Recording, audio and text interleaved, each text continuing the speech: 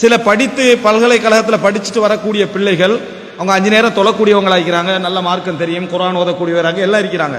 திருமணம்டா எனக்கு இப்போ வேணாம், நான் உங்களோட இருந்துகள்றேன், என்ன பாப்பா அம்மாவோட என்ன செய்றேன் இருந்துகள்றேன், எனக்கு திருமணத்தில் அவ்வளவா என்ன இஷ்டம் இல்லை, அப்படி என்ற ஒரு முடிவுக்கு வரக்கூடிய அமைப்பில் பெற்றோர்கள் இதற்காக கன்வின்ஸ் பண்றதுக்காக வேண்டி திருமணம் எவ்வளவு முக்கியம், இவருக்கும் தெரியாது என்ன முக்கியம், அதனால திருமணம் முக்கியம் தானே அப்படின்ற எதுக்கு முக்கியம் இவருக்கு சொல்ல தெரியாது.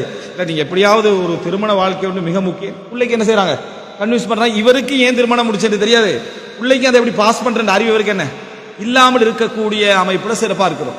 ஒரு சிலர் எந்த அளவுக்கு போயிட்டாங்கன்னா ஆராய்ச்சி செய்யற பேர்ல தேடி தேடி திருமணம் ஏன் இந்த உலகத்திலே நடக்கிறது ஒரு பெரிய கட்டுரைன்னு வருது. அதாவது ஹயாத்தும் பிலா ஜவாஜ், அதாவது லைஃப் வித்தவுட் மேரேஜ், திருமணமற்ற வாழ்க்கை எப்படி இருக்கும் அப்படின்றதுக்கு ஒரு சைனாலிருந்து ஒரு ஆய்வு போட்டிருக்கிறாங்க. திருமணத்துக்கான காரணமே என்ன என்று சொன்னால் சில ஜீன்கள் தான் காரணம். அதுல இந்த மனிதருடைய உணர்வுகளை கடத்தக்கூடிய சில ஜீன் என்ன செய்திருக்குது, அது மட்டும் என்ன மனிதர்கள்ட்ட காலப்போக்கில் குறைக்க ஆரம்பிச்சிட்டோம்னா திருமணம் தேவையில்லை அப்படின்றாங்க. கீழே உள்ள அற்புதமான ஆராய்ச்சி என்ற லெவலில் அவன் என்ன செய்யறான் போயிட்டு இருக்கிறான். இதை நமது மக்கள் எந்த அளவுக்கு யூஸ் பண்றாங்கன்னா அவனுக்கு இந்த ஜீன் அதை பத்தி எல்லாம் யோசனை இல்லை, பிரச்சனை வர டைம்ல அது தூக்கி யூஸ் பண்ற. சைனாவில் நடந்த ஆய்வு வேண்டு அந்த ஆய்வை யூஸ் பண்ணி இவன் நிம்மதி அடையக்கூடிய நிலைமை நம்ம பார்க்கிறோம். அன்புள்ள சகோதரி, இதை நீங்க இது ஏன் இதை சிந்தனைக்கு எடுக்கிறாங்க இல்லைன்னா சில பெற்றோர்கள் அவங்க ஒரு நல்ல ஒரு கூட்டு குடும்பமாக இந்த கல்வி முறைக்கு உட்படாம வாழ்ந்தவங்க. இப்ப அடுத்த ஜெனரேஷன், இப்ப 2 ஜெனரேஷன் தான் இந்த கல்வியால வெளியே வந்த ஜெனரேஷன், இந்த நவீன கல்வி முறையால வெளியே வந்த ஜெனரேஷன் ஒரு 2 அல்லது 3 ஜெனரேஷன் இருக்கும். ஆரம்ப ஜெனரேஷன் கூட்டு குடும்பம், பாப்பா உம்மா அப்பா பாட்டன் மாமா சாச்சாண்டு ஒரு கட்டுப்பாட்டோட மீடியாவுடைய கால இது இப்ப என்ன யூடியூபுக்கு பின் என்ன யூடியூபுக்கு முந்தின எடுத்துக்கலாம், அல்ல சோசியல் மீடியாவுக்கு முன் சோசியல் மீடியாவுக்கு பின் 2004 கடைசி 2005க்கு முன்னால 2005க்கு பின்னால இப்படி நீங்க எடுத்துக்கிட்டீங்கன்னா அந்த காலப்பகுதியில் தான் எல்லா மீடியாக்களும் மக்களுக்கு கையில் என்ன செய்யுது, மிக கூடுதலாக இன்டர்நெட்டுடைய வேகம் நடக்கக்கூடிய காலப்பகுதி. இதுக்கு முந்தின ஒரு ஜெனரேஷனை பொறுத்த வரைக்கும் அவங்களுக்கு என்னதான் கருத்து வந்துட்டாலும் லைஃபுடைய கட்டுக்கோப்பு அப்படியே நெருக்கமாயிருந்துச்சு. அதனால என்ன கருத்து வந்தாலும் உடையிற மாதிரி இருக்கல. இதுக்கு பிறகு வாரவங்க எப்படி இருக்கிறாங்கன்னா நீங்க நினைச்சிடக்கூடாது நம்ம விளங்குற மாதிரி தான் நம்ம பிள்ளைகள் விளங்கி இருக்கிறாங்க. அப்படி இல்ல, டோட்டல் ஒரு சிலபஸே அவங்களுடைய சிந்தனையில ஊட்டப்பட்டிருக்கு. சொல்ல போனா திருமணம் என்பது வாழ்க்கையில் ஒரு எக்ஸிடென்ட் மாதிரி படிப்பிக்கப்படுது. வாழ்க்கையில நடந்த ஒரு விபத்து, சரி அந்த விபத்தால நம்ம என்ன செய்யறோம் அந்த பாதிப்புகளை சுமந்து கொண்டு போகிறோம் என்ற அடிப்படையில தான் படிப்பிக்கப்படுகிறதே தவிர வேற எது காரணம் இல்லை. இப்படி பிள்ளைகள் வளர்றாங்க. இந்த 30% இதை யோசிக்காம இருக்கிறாங்க. ஆனா படிக்கக்கூடிய சிலபஸ்ல வரக்கூடிய பிள்ளைகள் இதை ஒரு கஷ்டம் இல்லாத ஒரு வாழ்க்கை எப்படி நம்ம வாழ்றது, குறிப்பா பொருளாதார சிந்தனை போக்கு எப்படி பாதிக்கப்படுகிறது என்பதை தெரியாம சில பெற்றோர்கள் இருந்துட்டு எப்ப பெற்றோர்கள் பிள்ளைகளை பார்க்கிறாங்கன்னா அவன் பாதிக்கப்படுறானே, பாதிக்கப்பட்ட பின்னால இவரை கூட்டிட்டு நம்ம என்ன செய்வோம் ஒரு கவுன்சிலிங் பண்ணுவோம், அப்ப கூட்டிட்டு போறாங்க. பாதிக்கப்பட்ட பின் நல்லா படிச்சவர் ஏன் இப்படி நடந்துட்டு தெரியாது, அந்த நல்லா படிச்ச படிப்புல நீ இந்த படிப்பை எட் பண்ணாதான் காரணம்.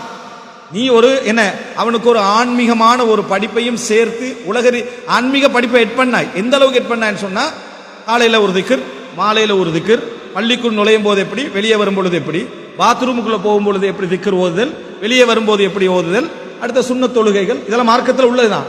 இது மட்டும்தான் நீ கொடுத்த மார்க்கம்.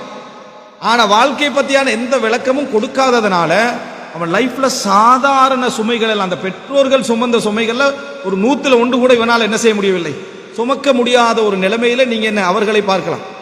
ஒரு ஸ்டேட்டஸ் என்ன, ஒரு மனைவி கணவன் இல்லாமல் வாழ்ந்து விடலாம், ஆனால் ஒரு கணவன் மனைவி இல்லாமல் வாழ்வது ஒரு கொடூரமானது. என்னடான்னு பார்த்தா 60 வயசுக்கு பிறகு மனைவி இல்லாம ஒரு கணவன் இருக்கிற சோதனையாம். ஏன்னா மனைவி இல்லை, அவருக்கு மனைவி இல்லாதனால பார்க்கறதுக்கு பிடிக்கிறதுக்கு யாரும் இல்லை. அதனால இந்த வாழ்க்கை கொடூரமானது அப்படின்றான். அது அதுல சொன்ன விஷயம் சரிதான். ஆனா அதை அப்படியே எடுத்து நீ ஸ்டேட்டஸ்ல போறிய அடுத்த கருத்தை பாத்தியா, மனைவி கணவன் எல்லாம் வாழ்ந்துடலாம்னு சேர்த்து சொல்றான். மனைவி என்ன செஞ்சிடலாம், கணவன் இல்லாம வாழ்ந்து விடலாம், ஆனா கணவன் மனைவி இல்லாமல் வாழ்ந்து விட முடியாது. இது ஆம்பளை விட்டு போட்டு ஸ்டேட்டஸ், ஒரு 60 வயசுக்கு பிறகு உள்ள ஒரு ஆம்பளை போட்ட ஒரு ஸ்டேட்டஸ், அதை அப்படியே ஷேர் ஒரு ஆள் போட்டா சரி, அந்த பாதிப்பில் உள்ள அத்தனை பேர் என்ன செஞ்சிடறாங்க அதை ஷேர் பண்ணி ஒரு கருத்தாக மாறி அந்த சிந்தனை பதிவாகிறது. கேட்க பார்க்க ஆள் இல்லை, விளங்கிட்டா, கேட்க பார்க்க ஆள் இல்லை, அது கருத்தாக பதிவாகிறது. கணவனுக்கு அதுதான், மனைவிக்கும் அதுதான், அப்படி என்று பொதுவாக சொல்றதுக்கு ஆள் இல்லாத ஒரு நிலைமை நம்ம என்ன செய்யறோம் பார்க்கிறோம்.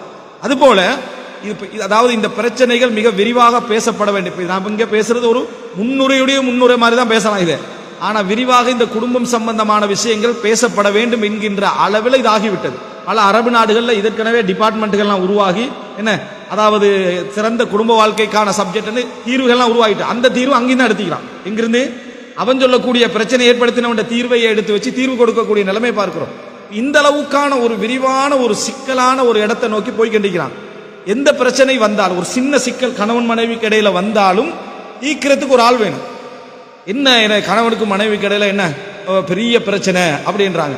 எதை பேசினாலும் இவ சுருக்கமாகவே பேசிடுறா, எதை பேசினாலும் சுருக்கமாகவே பேசிடுறா, எதையுமே மனம் திறந்து பேசுறா இல்லை அப்படின்னு இவர் நகைச்சுவை போட்டிருந்தாங்க. எந்த அளவு சுருக்கமா பேசுறான்னு சொல்லி டாக்டர் என்ன செய்யறாரு கேட்கிறாரு. சொல்ற எந்த அளவுக்குண்டா சூரா யூசுப் சுருக்கமா சொல்லுங்க இடத்துக்கு காணாம போனாங்க, அப்புறம் கண்டுபிடிச்சிட்டாங்க, அதான் சூரா யூசுப் சரியா அப்படின்னு சொன்னாங்க. இவ்வளவு சுருக்கமாவா என்ன செய்யறது பேசுறது, எந்த ஒன்று விரிவா பேசுறதுக்கு என்ன ரெடி இல்லாம இருக்கிறான் என்று சொல்ற ஒரு பிரச்சனை கொண்டு வராங்க. அதான் மனம் திறந்து பேச. இன்னொரு இடத்துல என்னடா பிரச்சனைடா பேச்சை நிறுத்துறவா இல்லைன்னு தொடர்ந்து பேசிக்கிட்டே இருக்கிறா. இதுக்கெல்லாம் யார்கிட்ட போறாங்க, ஒரு ஆள் போய் நமக்கு தீர்வு தரணும் என்று சொல்ற இடத்துக்கு போய் கண்டிக்கிறாங்க.